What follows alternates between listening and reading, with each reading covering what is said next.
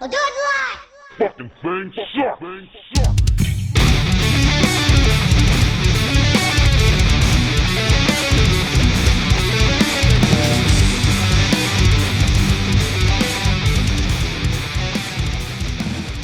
Hello and welcome to the Basement Dwellers podcast, apparently the most controversial show on the internet.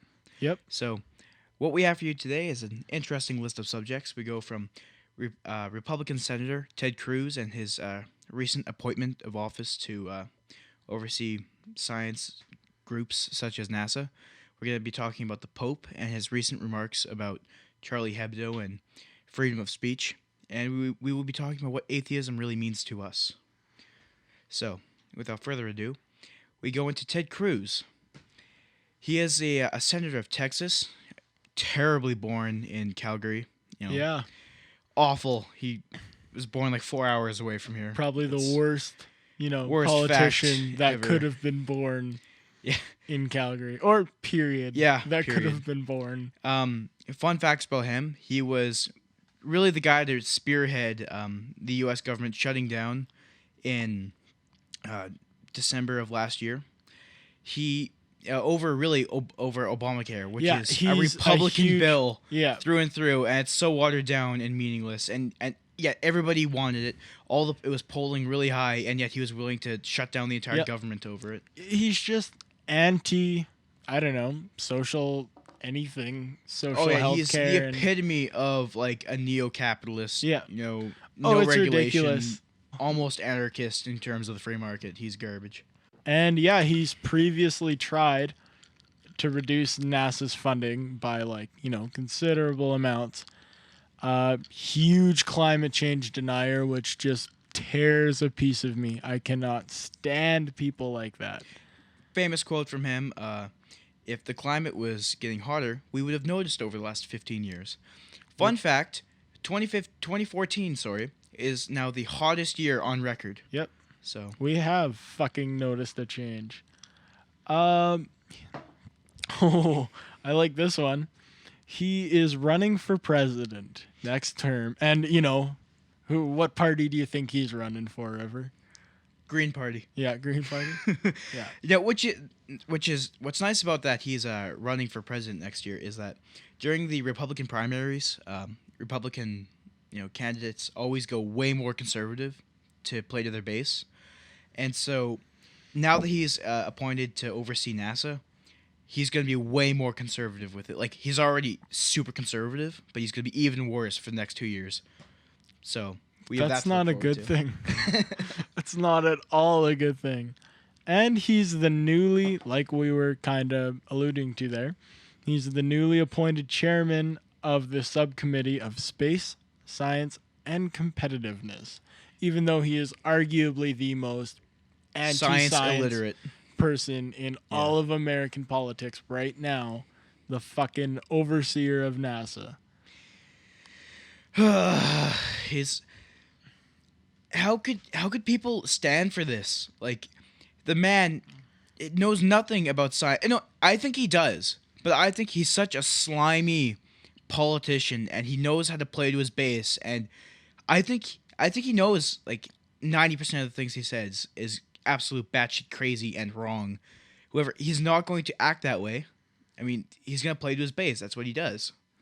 And I think the thing that bothers me most about this entire situation is that he was not elected Yeah, for this position. He just because was, the fucking Republicans got the Senate. yeah, he was appointed, which means that, basically your higher up just asks you if you want to do it, and then you say yes or no, as opposed to being voted into a position like that. And this just goes to show, don't be surprised when, you hear about NASA's funding getting cut. And it's by already been huge amounts, cut and it has so much already over been the cut. years. And That's right. I've said this before. I think NASA is the most important scientific institution in the world. Yeah. See, just- I wouldn't go that far, but I would say it is very, very See, important. I would because, one, I think the space exploration aspect of it obviously extremely important. And I Yep. think the opportunities that can give us over the next 100 years or so. Oh, and even like really important. But even the little advances Yeah. that NASA does every day, nobody is a better innovator than NASA. Just nobody. and there's so much potential, like economic potential, especially that can come from space.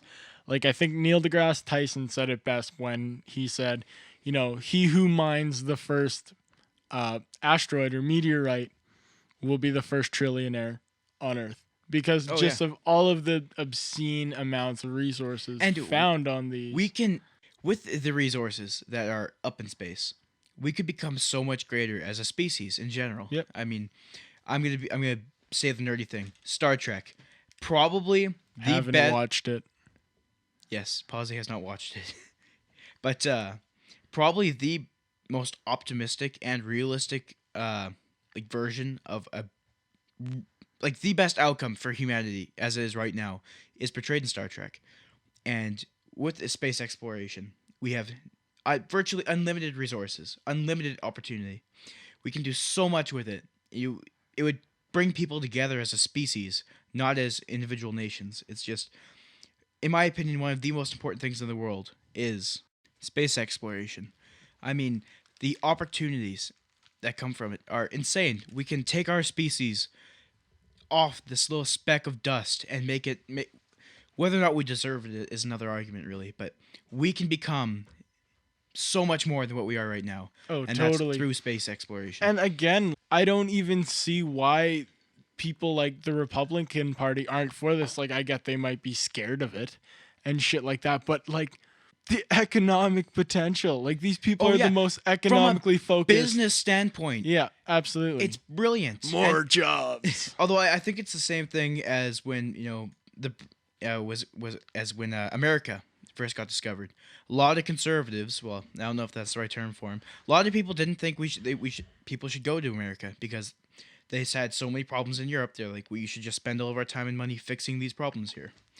Yeah, and But- I mean, it's definitely, you can see both sides of that. Like, it's definitely good to kind of hammer out what's wrong with what's going on right now. And But I don't know why you can't do both. oh, though. absolutely, and that's my So. standpoint too. Like, I honestly think, I've yet to find a good argument against space exploration or anything like that. Yeah, and it pisses me off to no end when people say, "Hey, why are we giving NASA money? What's space exploration gonna do for us?" It can solve, and this is not me being That's pure over ignorance optimistic, for I don't someone think. to say something like that. I think Like, space exploration can solve almost all of our problems as a species. Really, see that and stem cell research.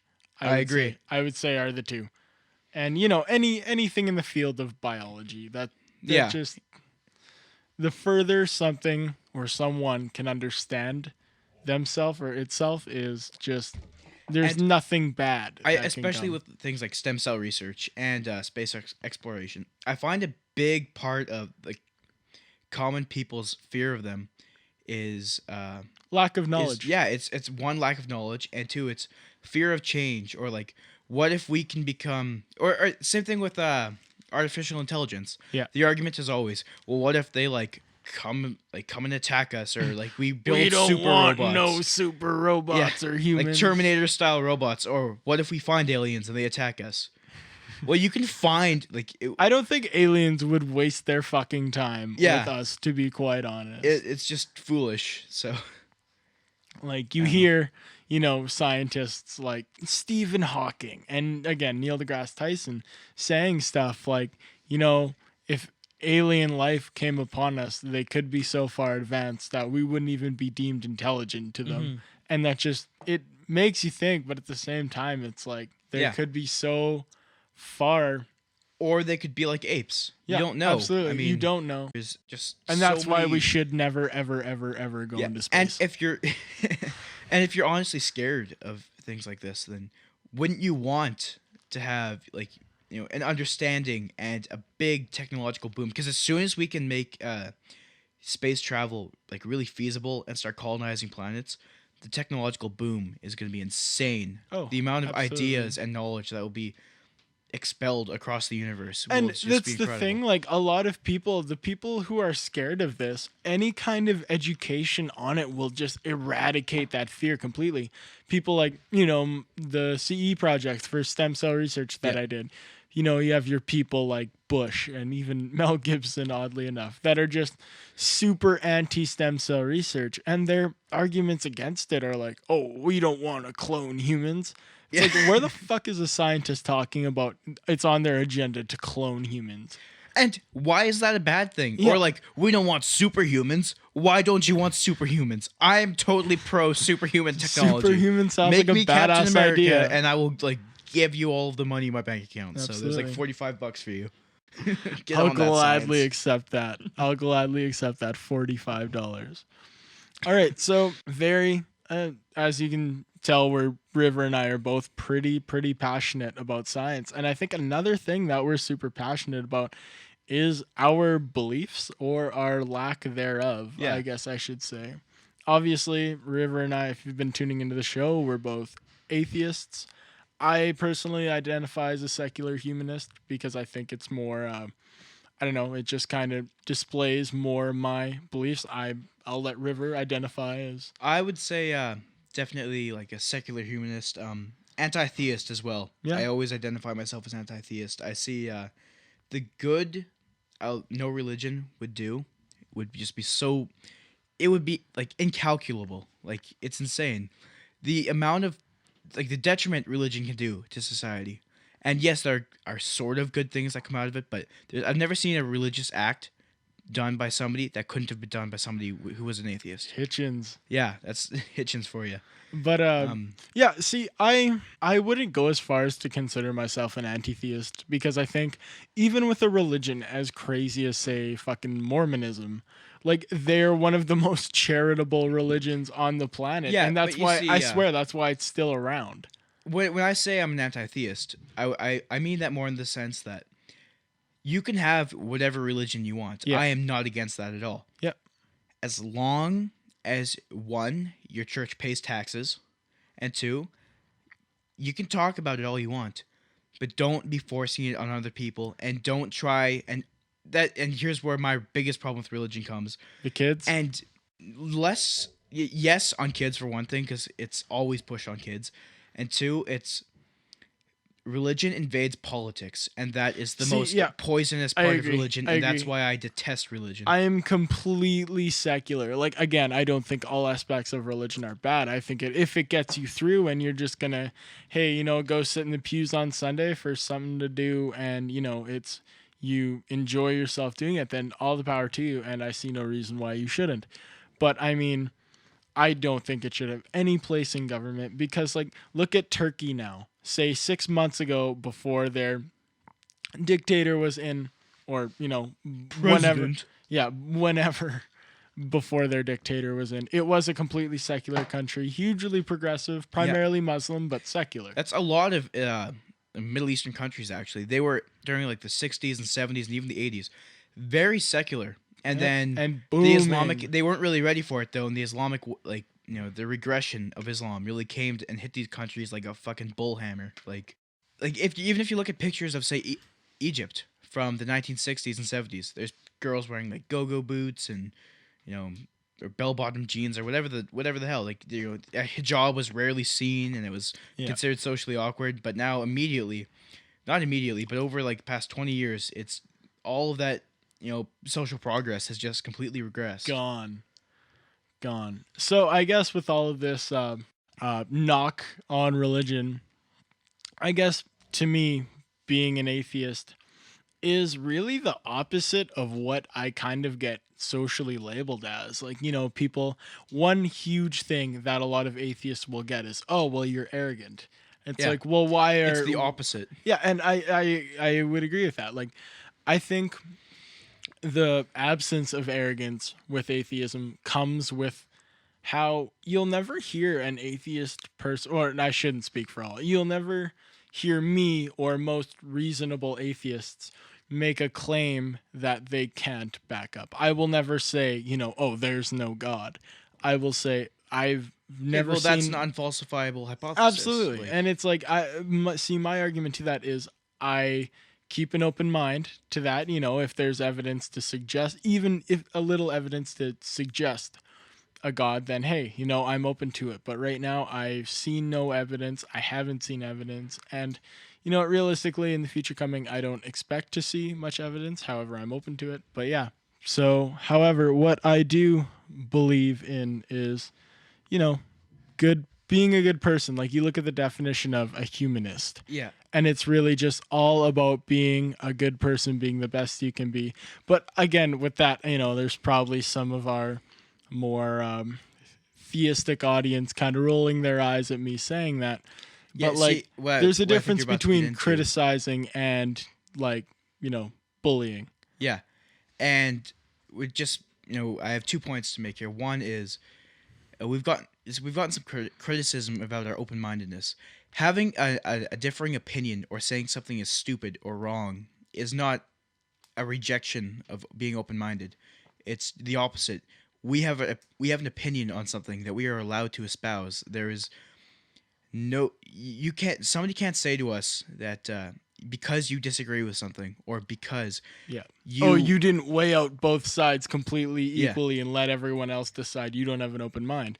It's like, I think that's total bullshit. Completely moronic. And also, going back to what you were saying earlier, the argument that I hear all the time against atheism, and it honestly makes me angry, is that how can you have morality if you don't believe in God? And also, what else scares me about that is, like, I had a friend a couple years ago who once said to me, River, how can you not steal or kill people or do anything if you don't believe in God? He's like, I would be doing all of those things if I didn't believe in God. That scares the hell out of me. That scares me because I think I'm a pretty good person. I'm loud, brash, and opinionated, yes. But I still think I'm a good person, and I do what I think is best and the nicest thing to do for people on a regular basis. But if you say that the only reason you do that is because you believe in some magic space bearded man, like your imaginary best friend who commits probably genocides is a really and badass beard, though. Let's be honest. Sacrifices his son, is the only reason that you believe in that you are a moral person. Yeah, moral in quotation marks, because that's subjective, but. That's the only reason you don't go around stealing and raping and acting like a fucking one of Genghis Khan's minions. I think when I hear that, where do you get, I had a conversation with, we'll leave names out. We learned our lesson with a friend at a lunch. This is probably a couple months ago. And I asked him, X, where do you get your morality from? And he says, being a good Protestant guy, he's like, I get it from the book of Exodus, basically. And so, I obviously knew he meant to say the 10 Commandments. Yeah. But I asked him, the 10 Commandments or, however many chapters later when God orders Moses to slay a village of Amalekites. Yeah. On the same page. I have the King James in my hand right now. That I will verify. I can't remember. It's either on the same page or right next to it. Yep. Pretty sure it bleeds onto both. He just kind of rolled his eyes, right? Yeah. And I was like, yeah, you know what? I get that. But I love hearing that. Oh, how do you, how are you a moral person while you're an atheist?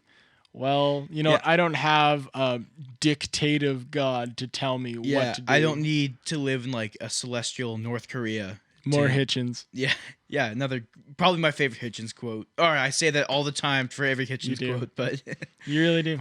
Yeah, I do. I love Hitchens. I adore him, But yeah, I don't know. There's tons of arguments. The morality argument, the arrogance argument, you're ignorant to not assume there's something higher. And Why? I do, especially with people who are just identifying as atheists. And a lot of people call me arrogant, and I understand why. But arrogance, you can definitely come across as arrogant, and that's a problem with a lot of newer atheists or people who are just getting out of religion, especially if they had a really bad experiences with religion or were abused as children. They get very brash and maybe a bit too overconfident in their atheism, which can be a problem, but it's still never as much of a problem as just the blanket statements that theists can put out. I would rather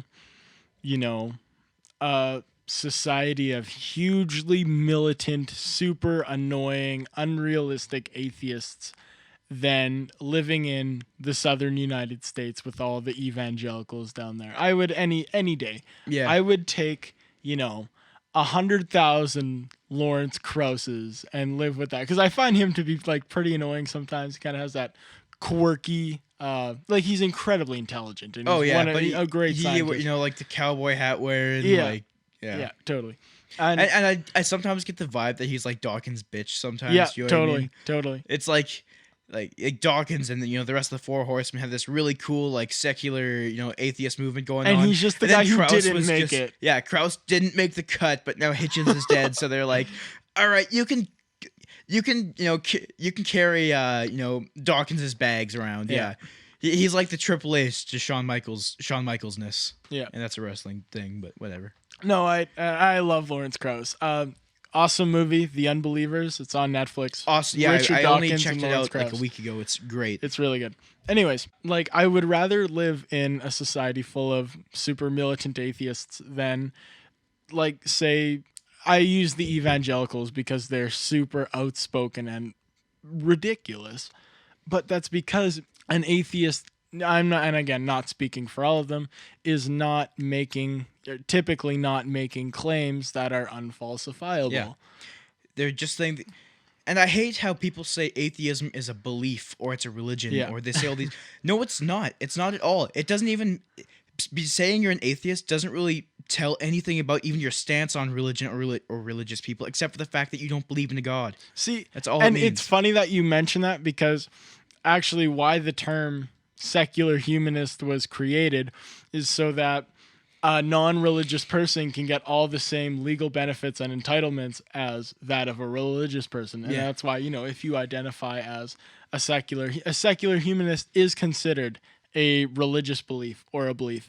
And it's just the simple legalities of it. It's not, by definition, it's not, I believe in this. It's just a title that will grant you the same legalities and attributes. Going into like the special privileges that religions have and stuff, I totally disagree with pretty much all of it. I don't think I got into another argument with somebody from our school the other day, and they were like, "Well, how can you like?" I said essentially, churches should have to pay taxes, and then he was like, "Well, why should they? I mean, it's a religious institution. They're conveying faith and goodwill." And I'm like, "Well, okay, X. How did you get to church?" "Well, we drove." "Okay, on what did you drive on?" "The road." "Who paid for the roads?" "We did. Tax money did." So be quiet. Like, if you have to use public services, then you have to pay taxes. That is the only logical. And I am pro. I got this argument from like the same person. Separation of church and state. Yeah. Totally agree with that. I am the biggest proponent of that you will ever find. Doesn't mean though that they get a free ride. I mean, they live in a church exists in a country and a bigger social structure and hierarchy. They have to pay their dues just as everyone else does. I think it's even simpler than what you said. The fact that they're, occupying space in an establishment that should be subject to any tax that follows that. I think it's actually that simple. And we're kind of getting into a day and age where you see all of these religious benefits and exemptions slowly fading away, and thank God. But at the same time, you also see like, especially with Protestants in the States, and these mega churches, religion has become so much more profitable than it ever has been. And you see like little churches, like the little quaint little small town churches, sort of fading, while these mega churches that have bands and McDonald's and everything else just blowing up. MMA rings. Have you heard about that? No. A lot of the again with the friggin' evangelicals, a lot of the evangelicals in the States have oh my God, I can't even remember what I was watching, but honestly, take my word for it. I'm not feeding you any bullshit here. They were, starting MMA clubs in these, and the ads for it were like, "Oh yeah, bring the masculinity back into our faith." And it was actually ridiculous. Because people are probably going to think I'm lying, I'm going to get a link to a commercial like this and drop it in the bio. But yeah, and I just watched this, and I didn't know if it was a joke or if it was real. And of course, funded by, a mega church. Like, MMA rings. I mean, that's probably the only thing that could get me into a church, to be honest. Like, Yeah, I'm a by pretty good. by my own choice, absolutely, I would go there to be on an MMA team. And it's like they blatantly show someone getting like kneed into the face with like Yeah.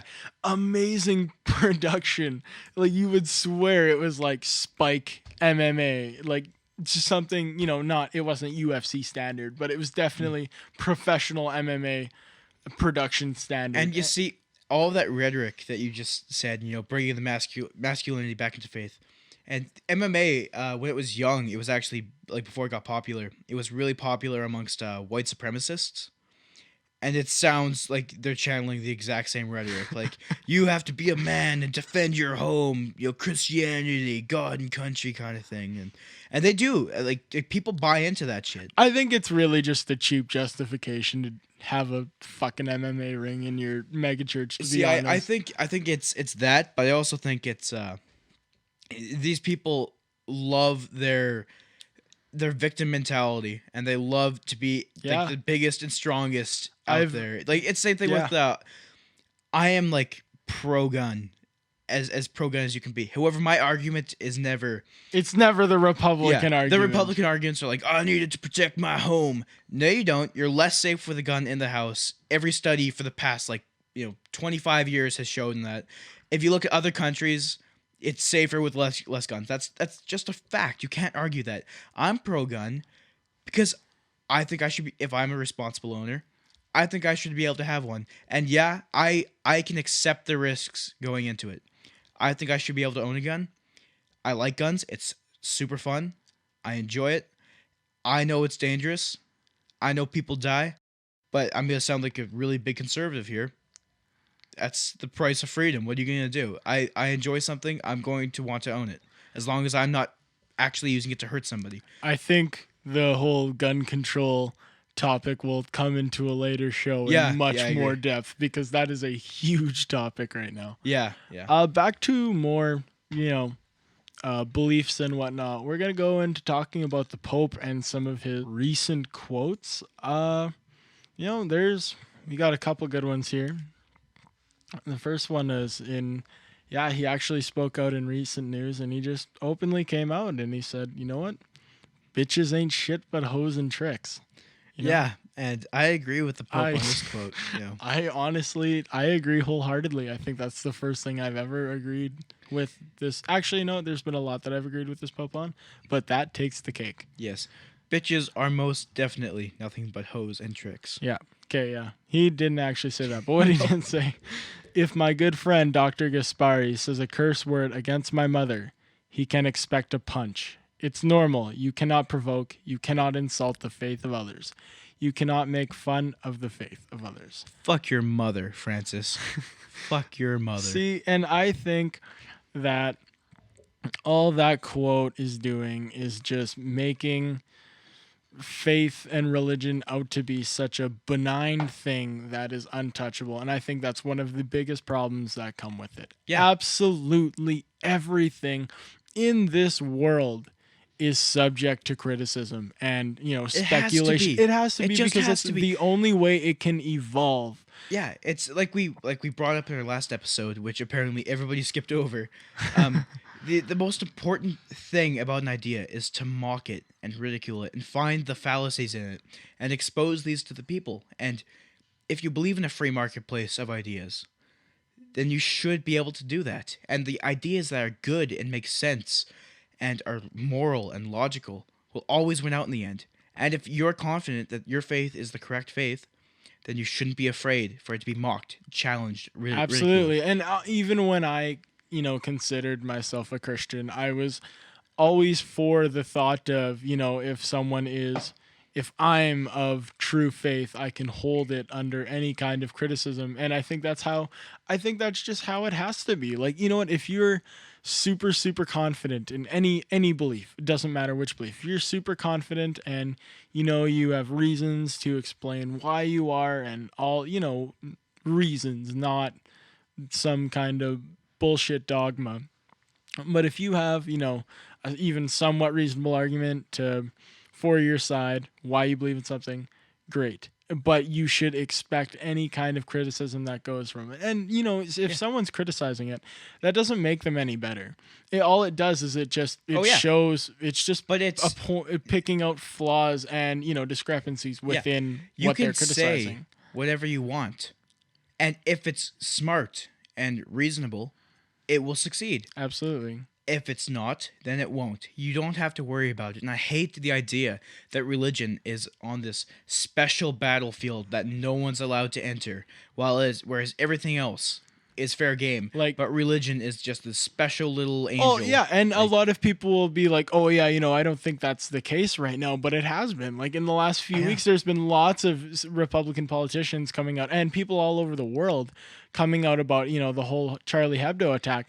Saying that Donahue, yes, the Catholic League. I was looking for a name. All three people in the fucking Catholic League, and he claims to speak for all Catholics. Yeah, and he's just kind of saying of the fucking terrorists. Yeah, he's just kind of saying, "Oh, well, that's what they get for, making fun of someone's faith." It's like, what? If your faith isn't subject to satire at the very least, what can you do under any kind of real criticism? What kind of fascism and just logical garbage are you spewing if you can't even have your most fundamental system of beliefs that you have no real backing for challenged and satirized? It doesn't make any sense. Governments, politicians, religions, beliefs, people, ideas, homophobic idiots, and everyone ever, including ourselves, are all subject to criticism. And I, for one, I welcome criticism. I would prefer it to be constructive criticism. But if someone's going to say, "Hey, you're a fat slob and you should shut the fuck up," it's like, "Hey, you know what? I'm not going to bitch about you saying that. I'm just kind of going to get over it." Not only am I not going to bitch about you saying that, I will probably have a witty remark. Yeah. But I am definitely going to fight for your right to say that. You can say whatever exactly. You want to me about any subject. You can talk about how you want to murder me. I don't give a shit. You're allowed to say that. I am not going to condemn you for the words you say. And I agree until it comes to a point harassment. where it becomes either serious harassment or serious threats. But even getting into another topic that we have to cover, Anita Sarkeesian, somebody whom I hate with feminism, more vigor and passion than I don't think I've ever hated anybody else in my life. How she gets innocuous internet threats, and now she has police escorts and stuff, and she's the biggest bleeding heart in the media right now, talking about how her life's always under threat. Pretty much every public figure gets thousands of death threats a day. You just choose to make them completely public and spend all your time dwelling in this false sense of fear about these. Like the amazing atheist TJ Kirk had a really great video. Go watch all of his videos because he is amazing. I'm very close to seeing all of his videos. I've spent 2 years pretty much binge watching him. He's amazing, and you have to check him out. But he was essentially saying Marilyn Manson, for example, everybody blamed him for Columbine. It made no sense why they blamed him, but they did. Yeah. And he got thousands of death threats for it. 1 year later, when he came to play in Colorado, all these people were protesting. He was getting all these threats and stuff. He still played. Do you know why? Because you don't let the words of others control your actions. That is cowardice, and it is fear, and it is garbage. And if you are a public figure and you espouse those beliefs, or you have to have like fucking brigades of police officers to escort you when they could be out doing something relevant, that really couldn't do a whole lot anyways. If someone's gonna shoot you, and when you have actual police reports and stuff like she has now, every time she goes somewhere to speak, saying there's no real threat unless some like crazy dude, which you can't really stop. You couldn't stop with, like, anyways. A bomb or a machine gun. There's no every possible precaution has been safe. You take on the responsibility for when you go out and you make yourself public. Yeah, absolutely. You should be aware of the consequences. And totally. Don't be a fucking coward. When you bring up Marilyn Manson, artists, you can't just. That is such a cowardly, and obviously Marilyn Manson never did this in the face of it. Oh, he's never. Say what you will about Manson. He's not a coward. Not a coward. It's such a cowardly thing to just, I've gotten threats in the mail. It's like, you know what? Whatever. Like, what are the credibility of these threats? You know what? if you're going to be someone, not only a public figure, but who claims to be an artist, and somebody who claims to be like a social justice warrior, and somebody who claims for, I'm putting air quotes here, like civil rights and stuff like that, you should expect this. She has like more cops and protection right now than friggin' Martin Luther King. Much more polarizing figure, much more relevant person. And he is Sarkeesian. You are trash. You're not listening to this, but if you were, I hate you. Yeah, and you're not the only one. There's, so radical feminism will definitely be a topic. Radical feminism and gun control. That's a big one. Yeah, that could be on a show pretty soon. But back to what we were talking about. Everyone in our last podcast, our most recent podcast, everyone is susceptible to criticism. And until I had an argument. And in that criticism, you can say whatever the fuck you want. Absolutely. Whatever swear words, whatever insults. Yep. If you feel like that gets your point across, you're allowed to express it. Absolutely. And you know nobody what? can tell you otherwise. And the thing is, if this person wants to say a completely different scenario, say there was someone who was completely racist, which, I don't think homophobia and racism are too different from one another. I think they're virtually the same pretty thing, much the same. Over like a slightly different thing. But if someone wants to, say a bunch of racist shit, I think they're absolutely entitled to say it. You can say it, but until I'm also entitled to call you a crazy racist absolutely. bigot. Absolutely. And again, until it borders on harassment. And I mean, racism isn't a criticism. It's just, some and neither bullshit. Is homophobia. Yeah, neither is homophobia, not at all. Racism and homophobia are just two bullshit, I would say dogmatic, and just regressive thoughts that are, put into the heads of certain people in certain defense of both those, well, not really in defense of them, but oftentimes brought upon somebody by their parents. Yep. And if you can tell, as people get more intelligent, and the internet has let the internet has let people see ideas and let information exchange in a quicker and freer way than in any other time in human history. You can see these ideas, these and regressive you can ideas see like why they're racism and fucked. homophobia have just been bashed. It's like another YouTube atheist named Cult of Dusty has this great quote where he says, "Atheists own the internet. There's a super small minority, however, in term everywhere you see an argument or a debate or anything like that, the atheist always comes out on top." And no, not always. No, but nine know times out of 10, he comes out on top. And usually, if they don't, it's just semantics to spread atheism and to spread, secular beliefs.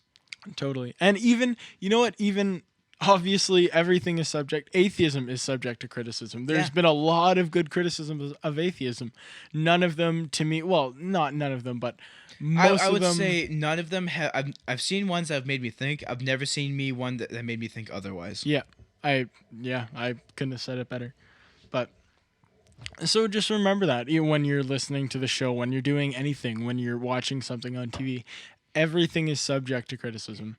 Absolutely everything. You are subject. I am subject. Everything. Everyone is subject. God, your lack of a God, the pants you wear is subject to criticism and judgment. Your fucked up driving hat that you're wearing right now, River, that's subject to my criticism. Man, where I come from, this is not like a douchey hipster thing to wear. It's just a hat. So, lick my taint. Alrighty, I think we'll end the show there. Tune in next week or whenever we do the next show. Yeah, thanks for watching. You stay golden.